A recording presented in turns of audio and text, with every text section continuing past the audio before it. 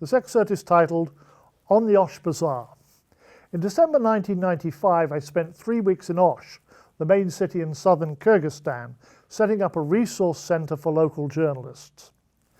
In the Soviet era, all shops, from the central department store to the small corner store, were state-owned and operated and numbered, with fixed prices and limited selection.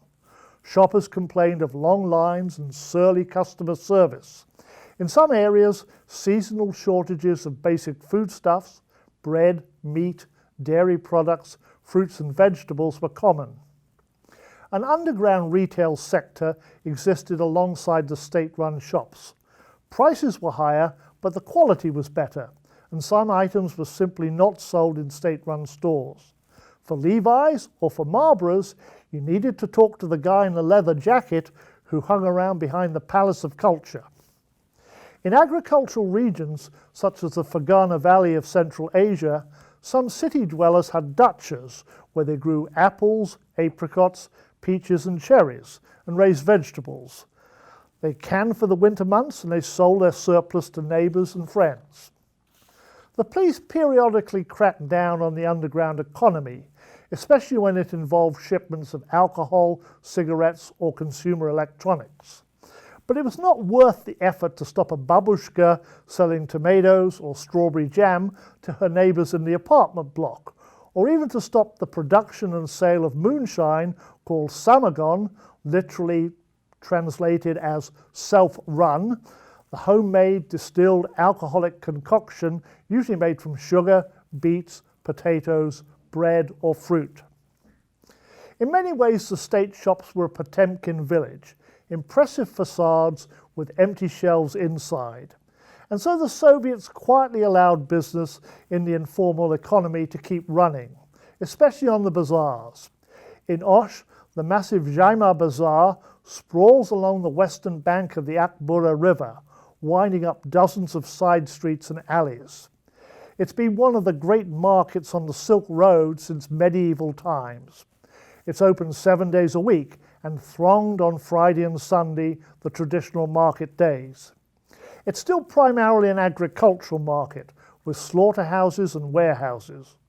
One section is piled high with bales of hay. In another, live chickens are sold. In another, raw cotton and wool. Nearby, blacksmiths forge horseshoes, nails, stovepipes, and traditional ornamental lives like these ones that I have here.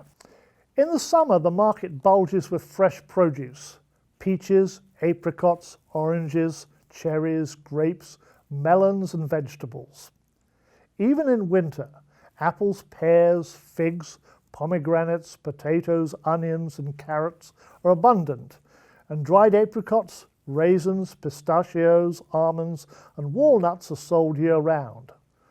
Uzgun rice, the main ingredient of the Uzbek national dish plov, a lamb pilaf with carrots, onions, and hot peppers, is sold from open bags.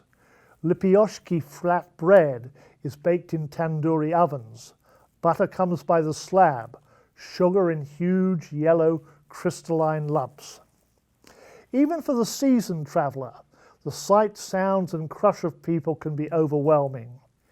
Ear-splitting commercials for local businesses blast over the tinny speakers of the public address system.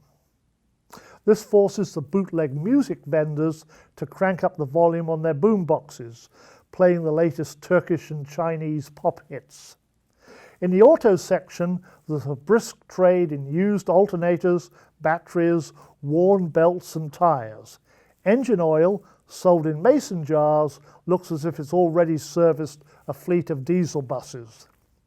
Although traditional silk, wool, and cotton fabrics are sold, the garment district has largely been taken over by vendors hawking cheap imports from India, Pakistan, Iran, and Turkey with fake, and often misspelled, designer labels. In 1995, with Kyrgyzstan deep in an economic slump, most of the shops were closed, but the Osh Bazaar was always open.